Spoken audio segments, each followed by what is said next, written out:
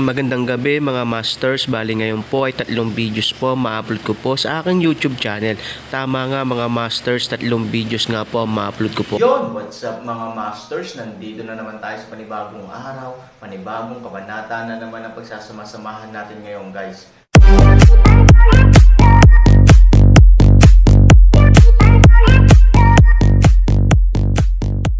Bali mga masters, kung bago ka pa lang po sa aking YouTube channel, please click the subscribe button, lalong-lalo na po yung notification bell guys, para maging connected pa rin tayo sa isa't isa at maging updated kayo sa mga susunod ko pang video.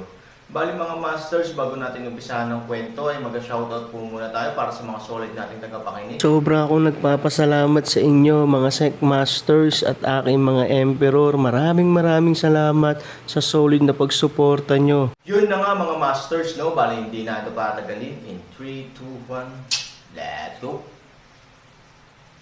Mga masters, baka pwedeng hindi tayo mag-skip ng ads. Salamat mga masters. Ang bagong yugto ni Daryl sa Storytelling Channel sa YouTube mapapakinggan. Ang bagong kabanata. Nagawa pa din ng iyong ama na pagsamantalahan ang iyong ina. Dahil sa kagandahan na tinataglay ng iyong ina ang mahal na Reyna. Nabighani ang iyong ama sa kanya. At sa mga oras na iyon, gumamit ng kakaibang teknik ang iyong ama upang hindi ito mapansin ng mga kasundaluhan ng mahal na Reyna na nagbabante sa kanyang kaharian. At dahil sa tinataglay na kakaibang teknik na iyong ama nagawa niya ang karumal-dumal na gawain sa iyong ina.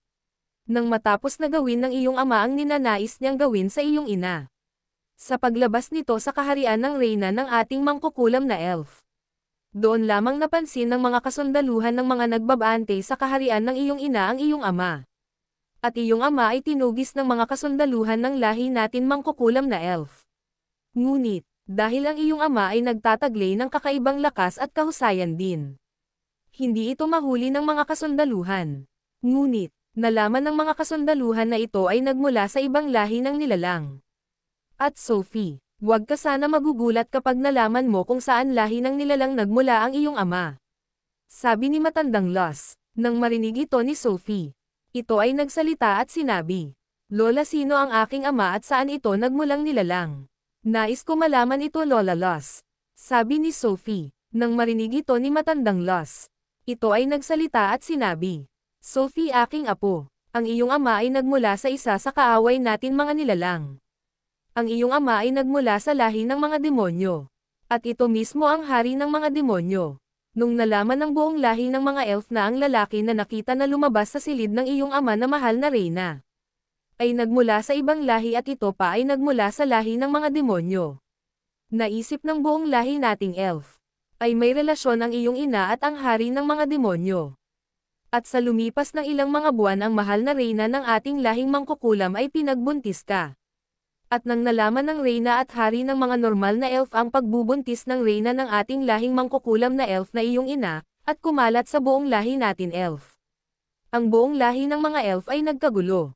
Dahil ang bata na pinagbubuntis ng iyong ina ay may lahi ng demonyo kaya pinagpasyahan na ng buong lahi natin mga elf. Na ang iyong ina ay parusahan dahil sa lihim nitong nakipagrelasyon sa hari ng mga demonyo. At ang Reyna ay kinulong ng mga sinaunang Reyna at hari ng mga normal na elf. Dahil sa pangyayari na iyon at ang buong lahi nating mga elf na dating nahahati sa dalawang kaharian ay ginawang isa na lamang. Upang maiwasan maulit pa ang ganong pangyayari. Sabi ni matandang Los, nang marinig ito ni Sophie ito ay sobrang nagulat at hindi makapaniwala. Na halos ang puso nito ay tumibok ng sobrang bilis. At si Sophie ay nagsalita at sinabi, Totoo ba na nagmula sa lahi ng mga demonyo at ito ay hari ng mga demonyo ang aking ama? Lola, ako ay may dugong demonyo. Lola Los, isa pala ako sa lahi ng mga nilalang na nagtataglay ng kasamaan. Lola, sabihin mo na hindi ito totoo. Lola Los, hindi ako anak ng hari ng mga demonyo at kahit kailanman hindi ito mangyayari. Hindi ako isang demonyo Lola. Lola, wala akong dugong demon. Hindi maaari mangyari iyon Lola. At ang buong dugo na dumadaloy sa aking buong katawan ay nagmula sa aking ina na Reyna ng mga mangkukulam na elf. At walang dugo na nagmula sa hari ng mga demonyo. Yun ang nais kong marinig sa iyo Lola Los. Lola, ngayon ay mas kailangan ko makita ang aking ina. Kailangan ko sa kanya malaman ang totoo na kung sino ang aking ama talaga.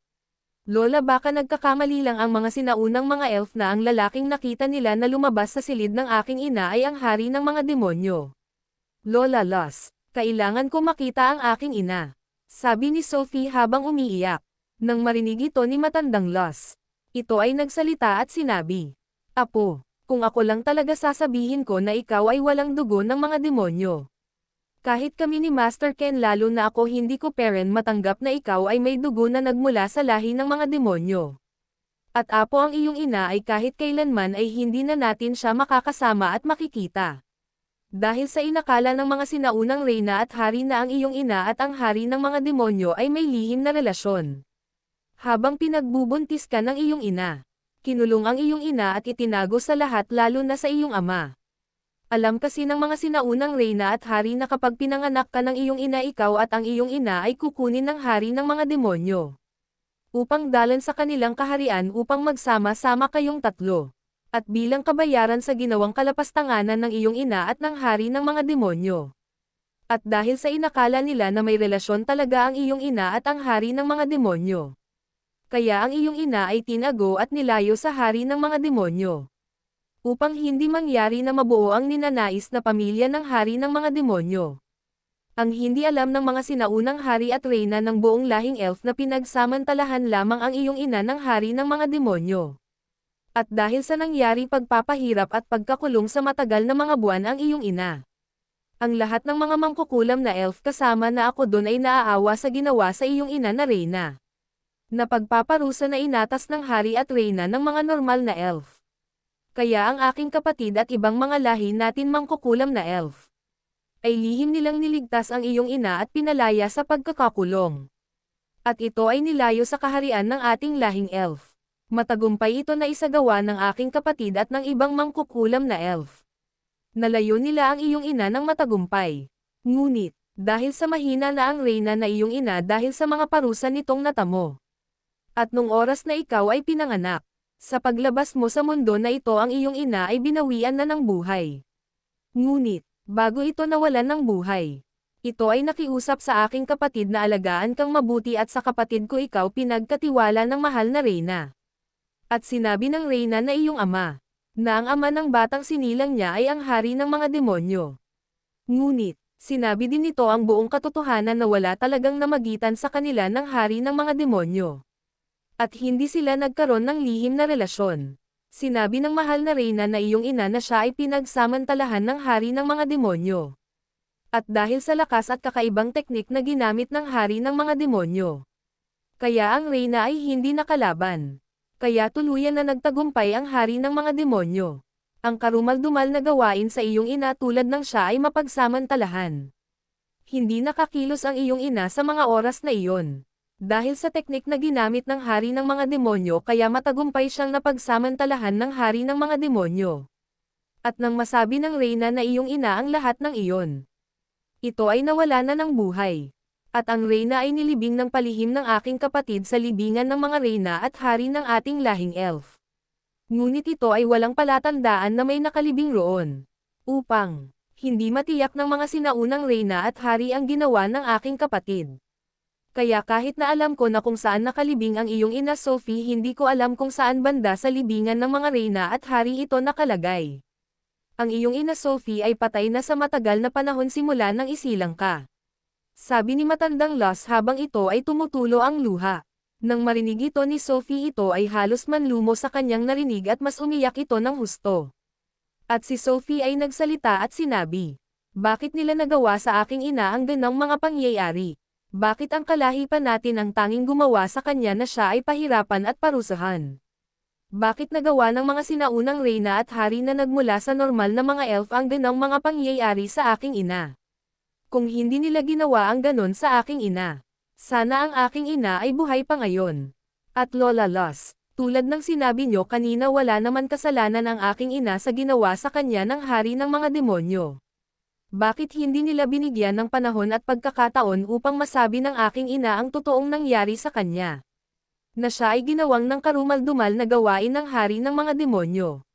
Bakit nila hinusgahan agad ang aking ina? Bakit nila agad itong pinarusahan? At kung ito man ay binigyan nila ng pagkakataon na sabihin ang lahat at ang buong katotohanan. Bakit hindi man nila ito pinakinggan? Ganon ba kasama ang mga sinaunang reyna at hari ng mga normal na elf? Ang mga normal na elf nang dahil sa kanila namatay ang aking ina. Na hindi ko man lang ito nakilala at nayakap. Namatay ang aking ina nang walang kalaban-laban at walang ginawang masama. Siya na ang ginawa ng masamang gawain ngunit siya pa ang pinarusahan. Imbes na ang aking ina ay pahalagahan at bigyan ng pagmamahal dahil sa nangyari sa kanya. Bakit nila nagawa iyon sa aking ina? Ang mga reyna at hari ng normal na elf ay tulad din ng hari ng mga demonyo. Yun na nga mga masters, no? Bali panibagong kabanata na naman yung natapos natin ngayong gabi. Muli, maraming salamat po talaga sa walang sawang suporta po sa aking YouTube channel na talagang inaabangan nyo po ang bawat upload ko po. Bali mga masters, magkita-kita ulit po tayo bukas ng gabi at ngayon po ay magpapaalam po muna tayo. Bali mga masters, bye-bye!